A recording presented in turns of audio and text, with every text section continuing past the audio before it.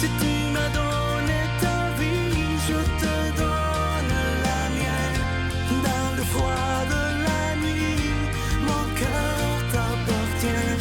Et quand la tristesse arrive, je sais tu es là, toujours près de moi.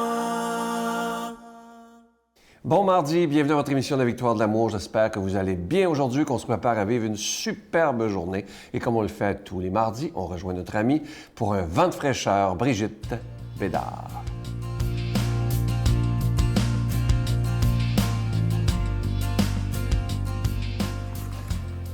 Nous poursuivons avec notre conte pour nous faire prier. Et nous revenons à ce que le fils du premier bûcheron avait découvert en ouvrant son étable. Il a dit, c'était bien un trésor qui reposait ici. Et la mangeoire de bois garnie de paille fraîche, oui, vraiment, c'était bien le plus bel écrin du monde. C'était le Fils de Dieu, le Sauveur, avec Saint Joseph en prière et Marie à côté. Le fils du deuxième bûcheron, quand il voulut traverser la rivière à bord de la barque qui s'était construite, il a embarqué ses amis, il traverse ce lac, il y a une tempête effrayante, et puis un des voyageurs qui était dans la barque s'est mis à parler à la tempête, et la tempête s'apaisa. Alors le fils dit, ce jour-là, le fils du deuxième bûcheron sut que son père avait été exaucé. C'était bien un grand roi qui était monté dans sa barque de pêche et en avait pris le commandement. Alors, le troisième fils, le fils du troisième bûcheron, devint soldat et parcourut le monde avant de s'engager dans la Légion. Il avait fait abattre son arbre et l'avait vendu, débité en grosses poutres, à l'armée romaine. Les soldats s'en servaient, entre autres, pour y attacher les condamnés à mort. Vint un jour où l'une de ces croix fut dressée sur une colline, et sur le bois de la croix, un homme avait été cloué. Mais celui-ci ne ressemblait à aucun autre condamné. Quand il mourut, le centurion romain qui se tenait près de lui s'écriait, « Vraiment, cet homme était le Fils de Dieu. »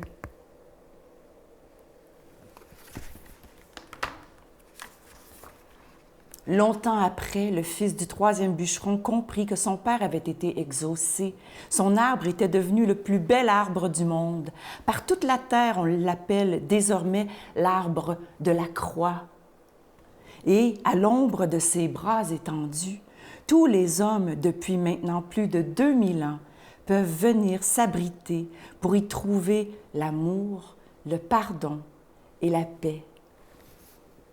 Voilà comment se termine ce beau conte que j'espère vous fera prier pendant longtemps et que vous ferez prier vos enfants.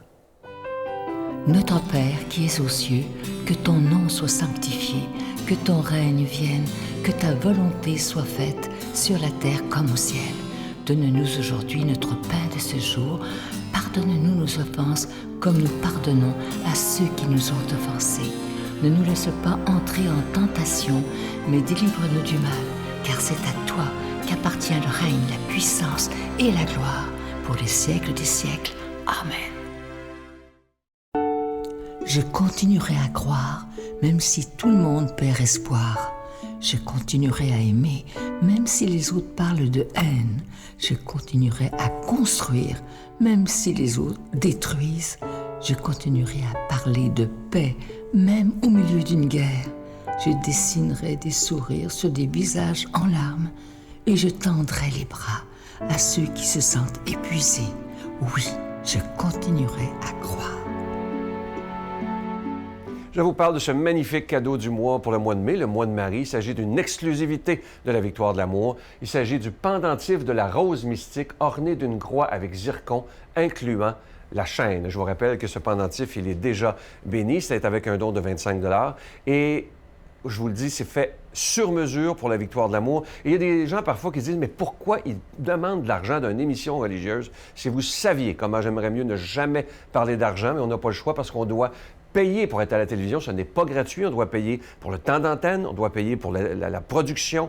Mais ce qui est beau, c'est que depuis plus de 23 ans, des milliers et des milliers de personnes ont décidé de se donner la main, de dire, nous, on est capable de faire une émission qui annonce la parole de Dieu et qui annonce Jésus qui est prince de la paix. Je vous donne l'adresse, la Victoire de l'amour, casier postal 120, succursale Boucherville à Boucherville, le J4B 5E6, je vous la redonne, la Victoire de l'amour, casier postal 120, succursale Boucherville à Boucherville, le J4B 5E6, également par téléphone par carte de crédit du lundi au vendredi de 8h30 à 16h30 dans le 514-523-4433, 523-4433 ou sans frais le 1-888-811-9291, 1-888-811-9291 et aussi sur notre site Internet, le www.lavictoiredelamour.org.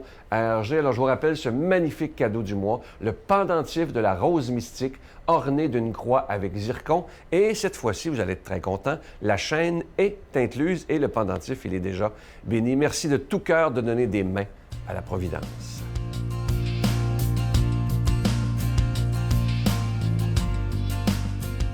Mon Dieu, donnez-moi la sérénité d'accepter les choses que je ne peux changer, le courage de changer les choses que je peux et la sagesse d'en connaître la différence. Amen. Aujourd'hui, la parole de Dieu est proclamée par quelqu'un qu'on apprécie beaucoup. D'ailleurs, présentement, il est au Québec juste encore pour quelques jours. C'est l'unique Père Michel Marie de Paris.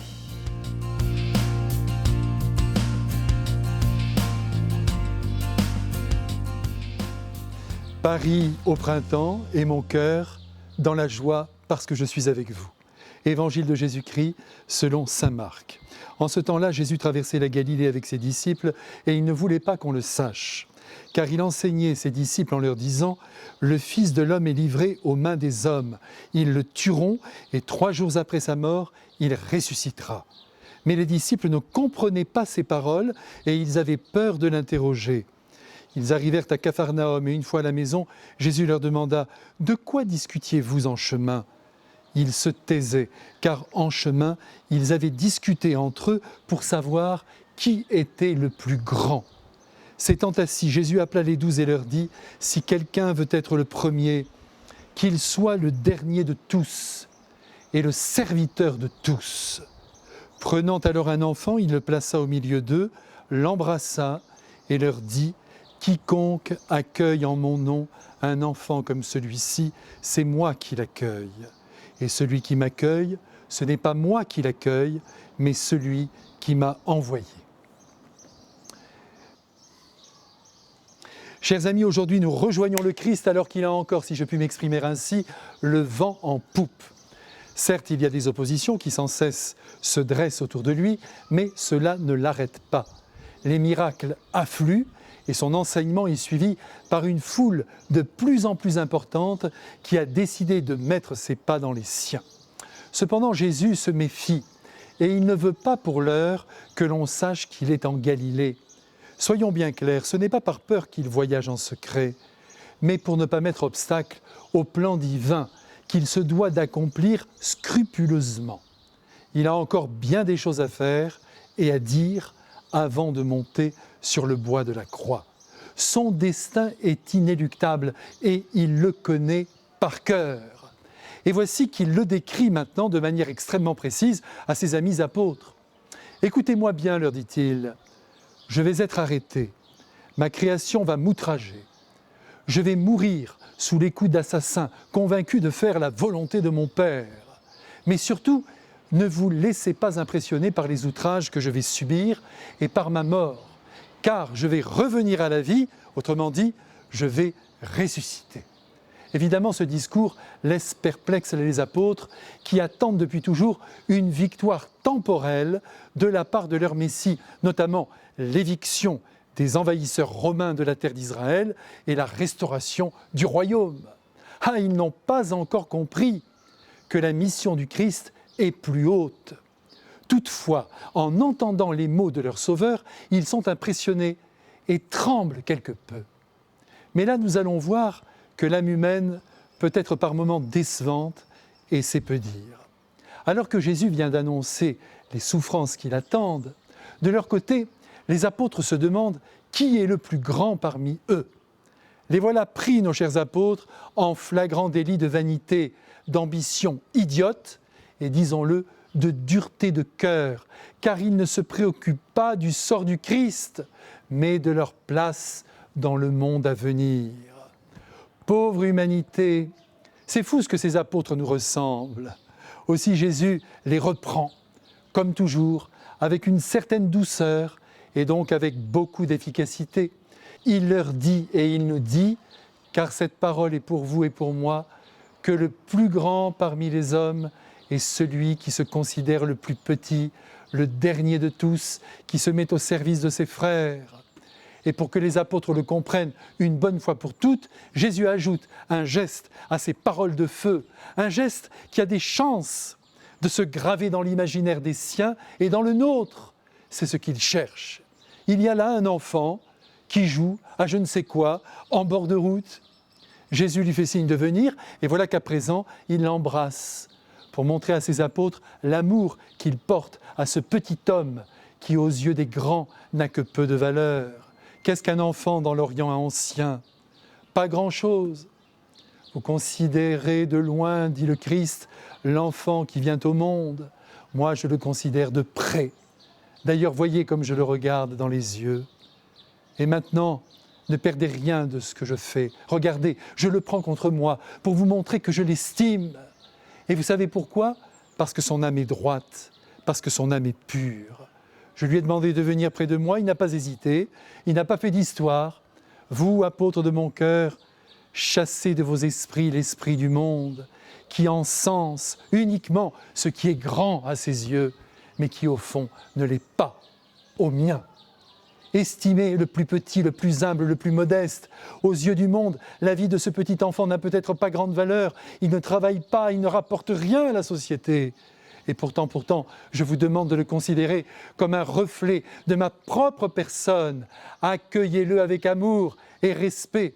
Et laissez-moi vous dire que si vous êtes capable de considérer cet enfant au plus haut de sa valeur, vous êtes en moi, vous pensez comme moi, vous vivez comme moi, vous aimez comme moi. Et le Père Céleste vit en vous. Allez, chers amis, renversons notre système de valeurs et épousons celui du Christ qui maintenant nous bénit avec son Père et le Saint-Esprit. Père, Fils et Saint-Esprit.